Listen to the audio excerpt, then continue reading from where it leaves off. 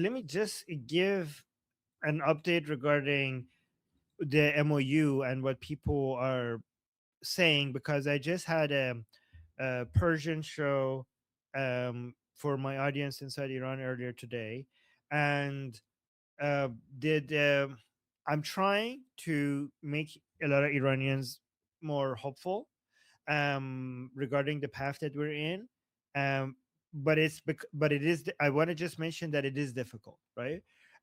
It's interesting because I had a Persian show for my Iranian audience, where they come and ask me questions and I respond to them. And then I had a show with Guy, who was talking to me about what the views are in Israel, and it's basically pretty much the same. Like as anxious and disappointed, and the Iranian people are, and the sense of betrayal, a sense of being let down and abandoned. Then when I had my show with Guy's in Israel, and I think he does a good job in trying to express what's happening in Israel, and I think, in my opinion, he's like really good objective observer of this. It's very it's very telling that the Iranian people's feeling on this is matching the Israeli people's feeling on this, right?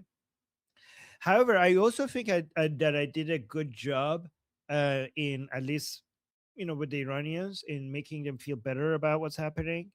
Um, I always notice that at the beginning of my show, there's so many sense of lack of hope and disappointment in chat, and by the end of it, a lot of people are feeling better. But then the problem is that the next day I come, and then at the beginning, is still we're back to where we started, right? And I have to go over it again and again. But I do want to tell you guys what the points that I make is that makes people feel better, is these, right? I keep reminding them that the Islamic Republic is the weakest that it has ever been. Um, and the opposition against the Islamic Republic inside Iran is the strongest it has ever been. And I go through the reasons why, and they show them objectively, undeniably, this is true. And this is thanks to the Iranian people, the Americans, and the Israelis. And um, we cannot deny that. And also, I remind them that President Trump, might have done less than what you wanted, but he has done more than what any other president has done against in the U.S. history has done against Islamic Republic, and also he has done far better than any Democrats would have done against Islamic Republic. So keep that in mind. I also remind them that United States is a democracy. That means that what voters want is important. So you should want President Trump to focus on reducing oil prices, because elections are a thing, and if the Democrats win, this would be devastating for the Iranian people. So it's not just foreign policy. You have to go. It's interesting because Americans, Israelis, Iranians, people of other countries always look at other countries when their foreign policy, and they forget that those countries have their own internal policies. They forget that their foreign policy is a downstream of their internal policies, and they treat their own country with like a lot of obsession with their internal policies. But they forget that those countries also have a lot of internal policies, and you cannot make sense of their foreign policies without making sense of their internal policies. And the internal policy of the United States needs to be in a direction. I mean, if the Iranian people want what they want to get, then the worst thing for them is for the Democrats to be in power. So President Trump is limited by what he could do against Islamic Republic, because he needs to also make sure that the Republicans are not severely punished during the midterms, right? So that's a context I give them. With regards to the MOU, I remind them that this MOU, there's nothing binding about this MOU, and you have to judge more what happens rather than what is written in the MOU.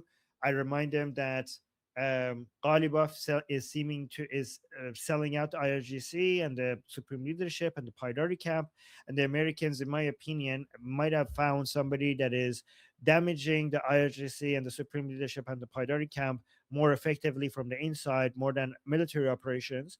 And if you need to write an MOU in a way where Ghalibaf could sell this internally, so be it. This is not going to limit the Americans This is, to me, this is less of a legal document and more of a marketing document for Ghalibaf to be able to get the upper hand over the other segments of the Islamic Republic, and that's what I think is happening. And as much as we hate Ghalibaf, we should we should hope that he's successful against the IRGC and the supreme leadership, because he's going to be an easier obstacle to get rid of.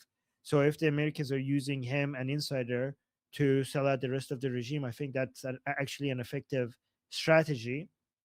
Um, so wait, and also a lot. It's interesting because a lot of Iranians are upset with President Trump for attacking Israel, which shows how aligned Iranians and Israelis are. So a lot of Iranians are saying that President Trump is being unfair to Israel, which I actually agree that those statements are unfair to Israel. uh, I do talk about the silver lining is that selling there might be two silver lining. I mean, I can't deny the damage this does to Israel in United States.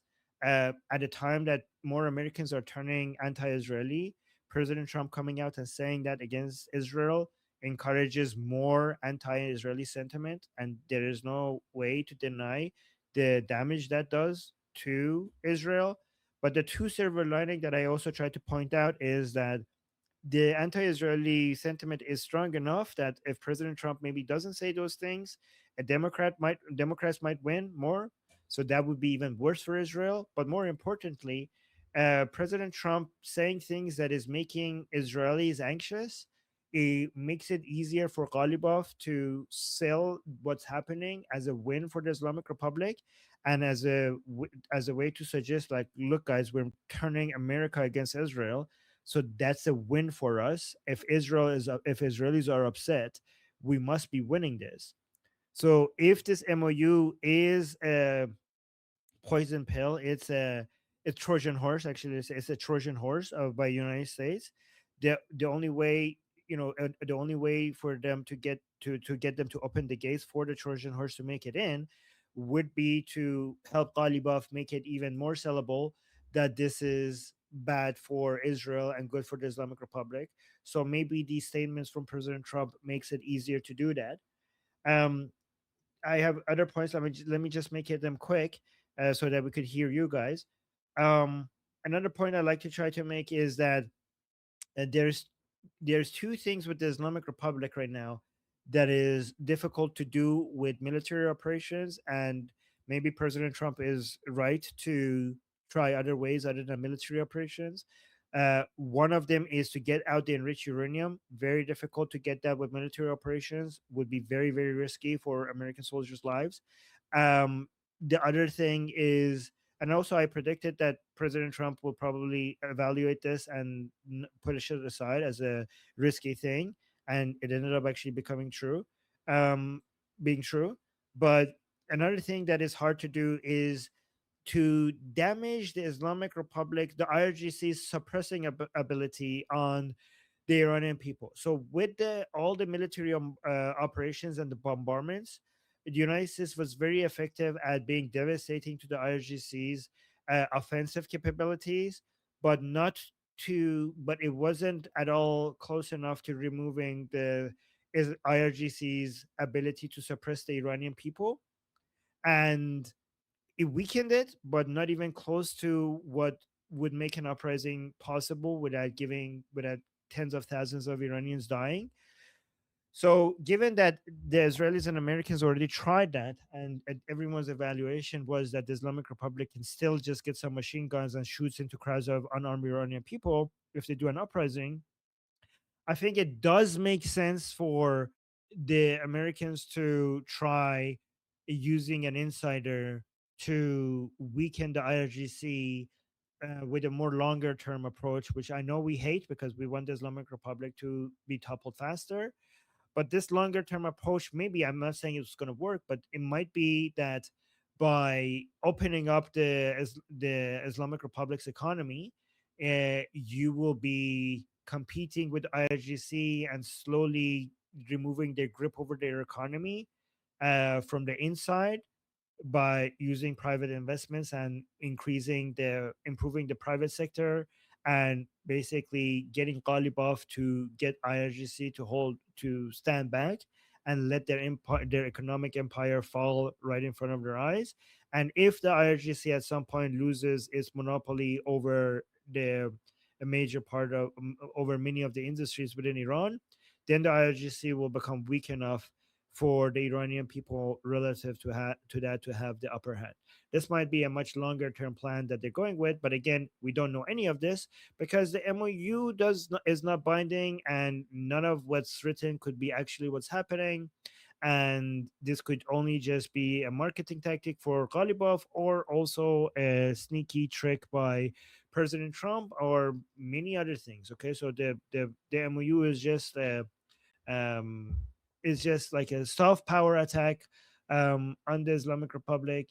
And what could actually happen could be very different from what's written in the MOU, or might be exactly that. We don't know. But what I'm saying is that instead of judging what's written in the MOU, we actually have to wait and see what actually happens. So sorry that went long, but those are my updates. Let's see what you guys have to say. Okay, first to respond, we have Jose. Can you hear me?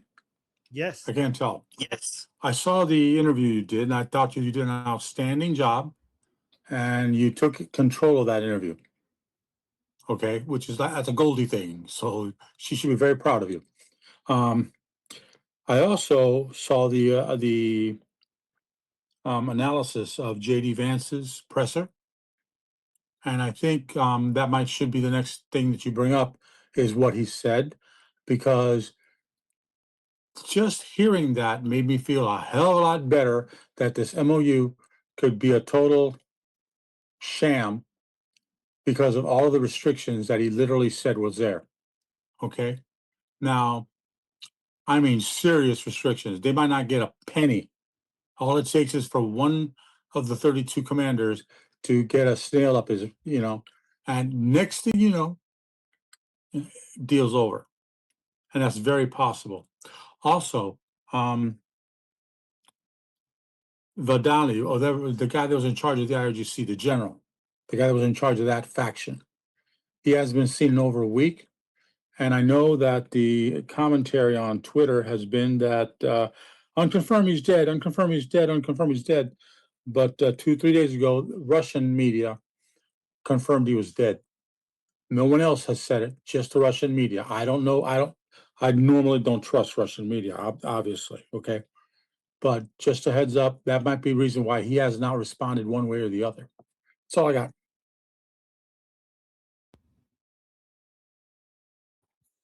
Okay, next to respond, Noah.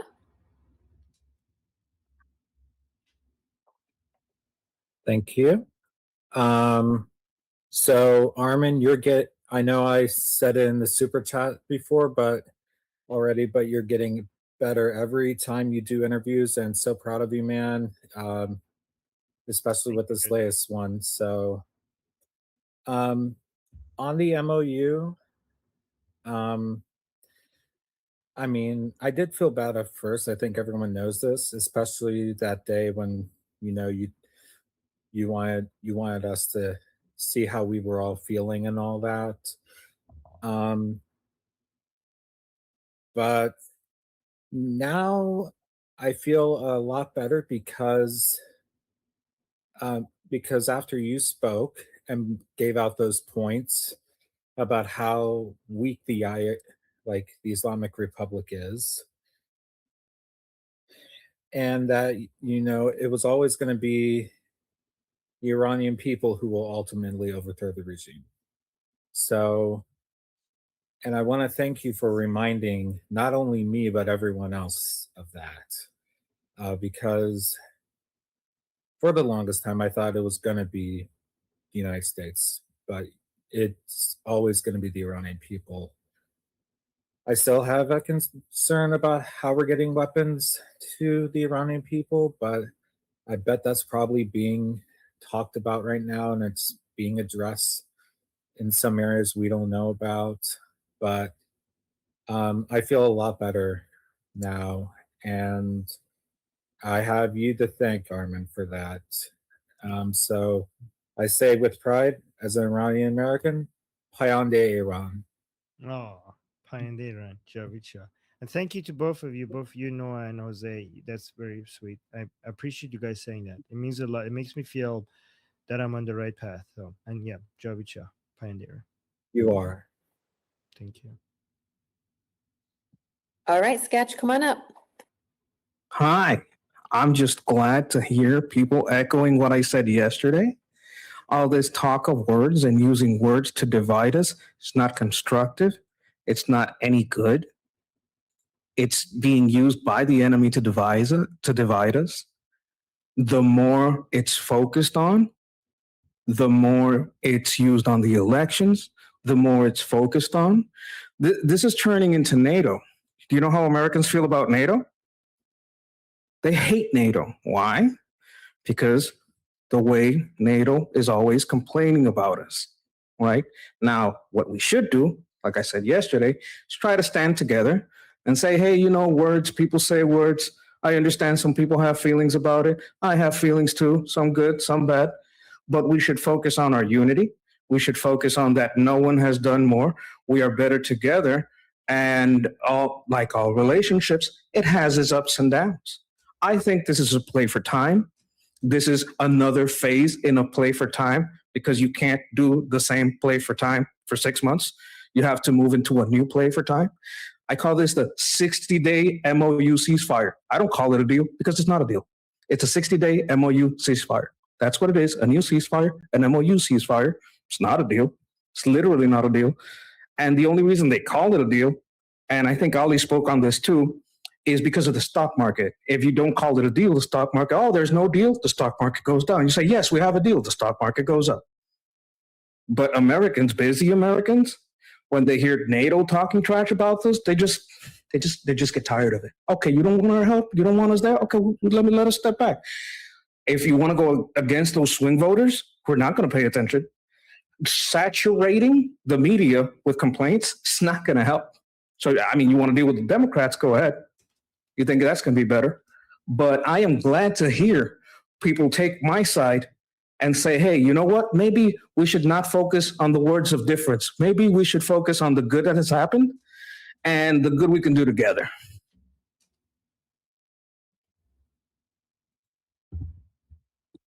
My name is Armin Navabi. I'm an Iranian political analyst with decades of experience fighting the Islamic regime inside and outside of Iran. Make sure you follow me for more, and also make sure you join our discussion group. I'm there almost every single day. Come talk to me there and the rest of the people there in our group calls. It's a great place to meet and talk to people who like talking about politics. The link is in the description and or in the bio. You could also get there by scanning the QR code on the screen. See you there.